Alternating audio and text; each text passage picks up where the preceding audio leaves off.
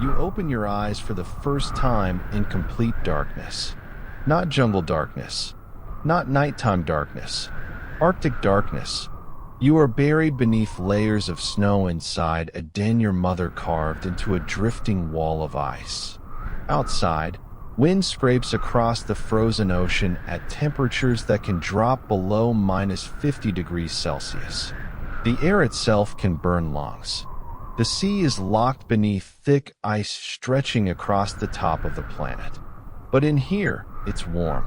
You are born small enough to fit between your mother's paws. Blind, barely furred, weighing little more than a stick of butter. If you were placed outside right now, you would not last minutes.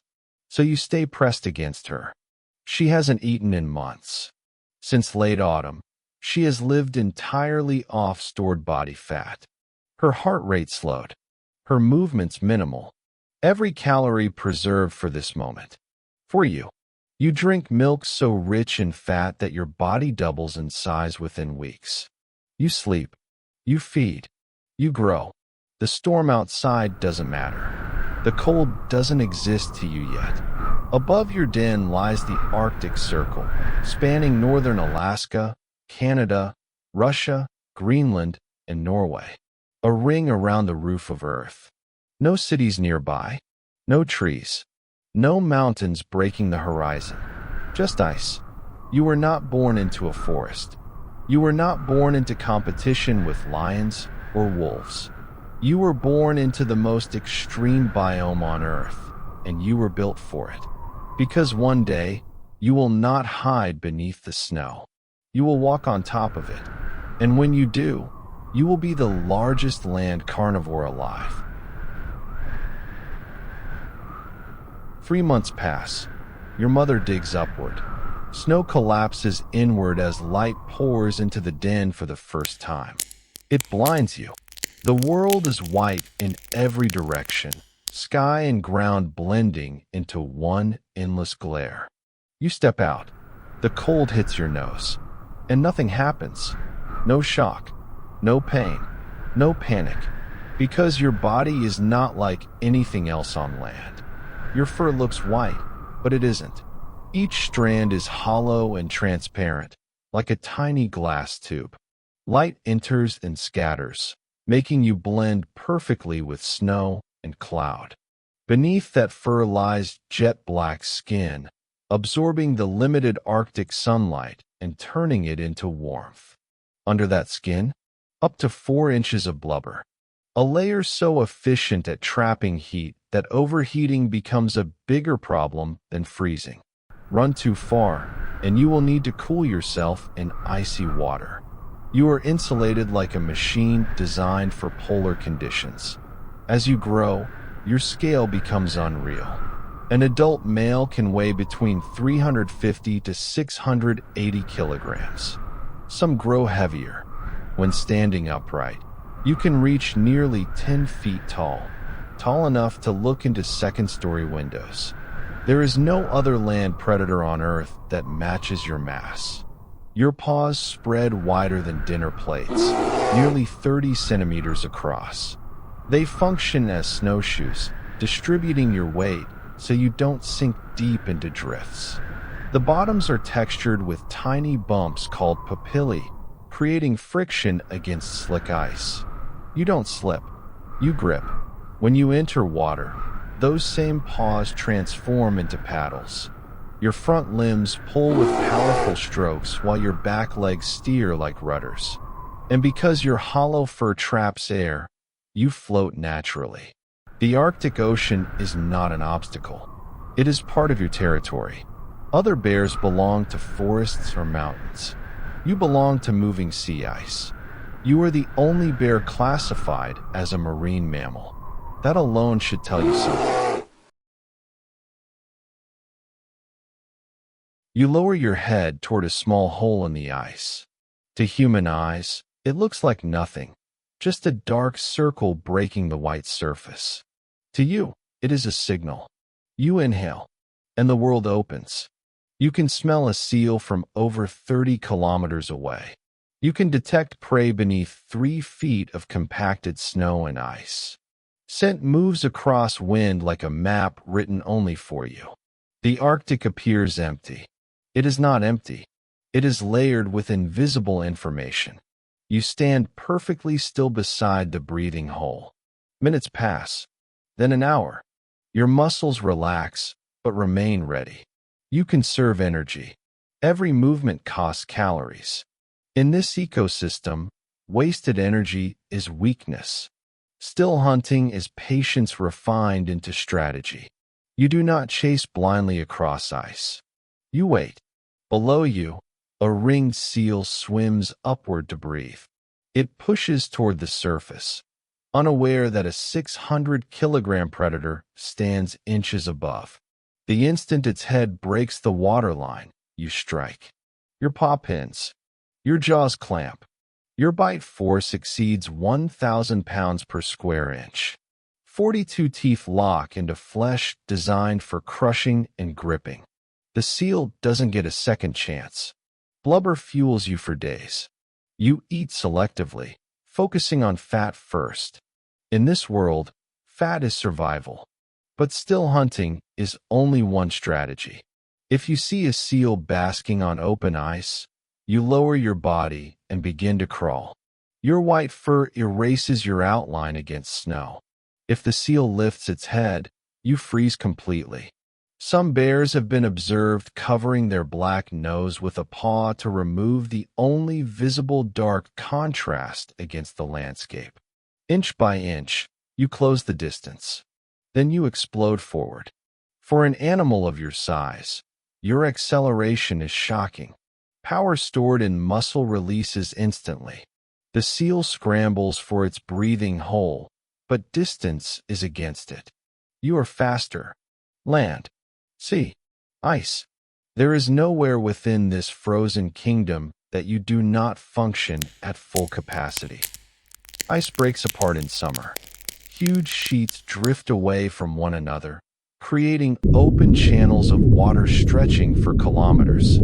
For most animals, this is a boundary. For you, it is a route. You slide into the ocean. Cold water wraps around you, but your blubber insulates your core temperature. Your fur traps air. Your paws move rhythmically, stroke after stroke. No panic, no rush. You have been tracked swimming for over 9 days without rest, covering more than 400 miles. 9 days. In open Arctic water. There are no lifeguards here. No shorelines guaranteed. Just current and horizon. But you are built for endurance. The ocean does not swallow you. It carries you. You climb back onto ice and shake off water that never truly reached your skin. This is not luck. This is design. You walk alone. No pack. No pride. No hierarchy beyond temporary challenges. Your territory can span thousands of square kilometers.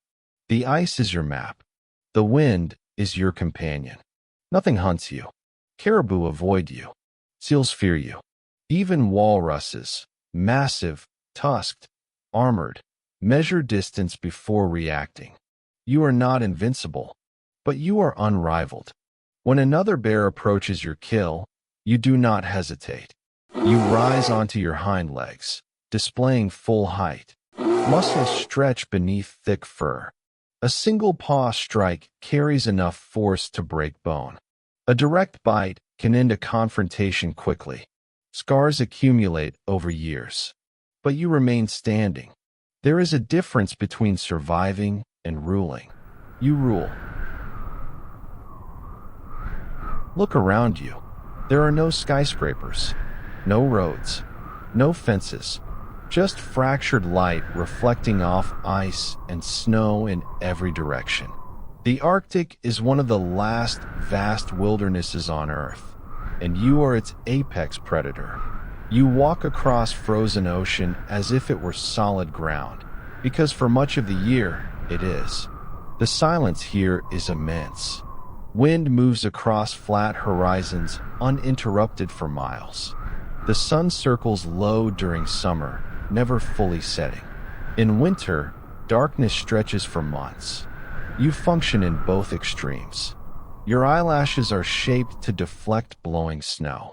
Your small ears reduce heat loss. Even the curve of your claws is tuned for gripping ice and tearing thick hide. There is no wasted anatomy. Every feature serves purpose. Evolution did not decorate you. It refined you. If you are female, your power expresses itself differently, but no less impressively. As winter approaches, you dig deep into a snowdrift and create a maternity den. You enter before storms seal it closed. Then you fast. For months, you give birth in darkness while living entirely off stored fat. Your cubs are tiny and blind, dependent on your warmth. Your body metabolizes reserves slowly, carefully, sustaining milk production without external food or water. By the time spring arrives and you emerge with your cubs, you may have lost nearly half your body weight, but you walk out strong enough to defend them. You teach them still hunting. You teach them silence. You teach them to crawl low against ice and freeze when prey looks up. You are not just a predator. You are continuity. Without you, the kingdom would fall silent. The ice shifts differently now. Breakup happens earlier in some regions. Gaps widen.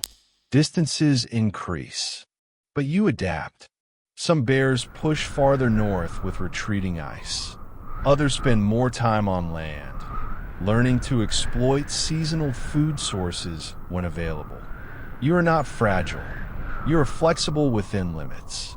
You have already survived ice ages and warming cycles across evolutionary history. You evolved from brown bears thousands of years ago, adapting rapidly to Arctic life. You did not cross into Antarctica because geography never gave you that bridge. If placed there, you would likely become its most dominant predator instantly. Penguins evolved without land carnivores. They would not recognize you as a threat until it was too late. Yet you do not need another continent. The North is enough. Cold that would freeze, expose human skin in minutes barely touches you. Wind that drives others into shelter barely shifts your posture. Water that numbs muscle and bone becomes your highway. You're not simply enduring the Arctic. You are optimized for it. When you move across open ice under a pale sun, your camouflage and muscle fuse together. When you dive in a freezing sea, your buoyancy and endurance combined. You represent what happens when evolution narrows focus and commits fully. To be a polar bear is not comfort. It is not ease. It is mastery. You live at the top of the planet, literally and biologically. There is no higher latitude predator, no stronger land carnivore, no mammal better engineered for cold. You command an environment that would kill most species in hours. You swim across oceans. You smell prey hidden beneath ice. You wait with monk-like stillness. You strike with overwhelming force. You raise cubs in darkness and walk them into light. You roam without borders. You exist where maps fade into blank white space. And when you stand alone on drifting sea ice beneath an Arctic sky, wind moving through your fur, horizon stretching endlessly in every direction, there is no question who belongs there. In a world full of animals fighting for territory, hiding from predators, adapting to shrinking spaces, you were given the roof of Earth. To be a polar bear is to live in extremes and thrive. It is hunger balanced by power, isolation balanced by authority, silence balanced by dominance. You are not just surviving the Arctic. You are the reason it feels wild. And as long as ice forms each winter and seals rise for air beneath it, the white ghost of the North will continue to walk across the frozen ocean. Unmatched, unchallenged, engineered for the edge of the world.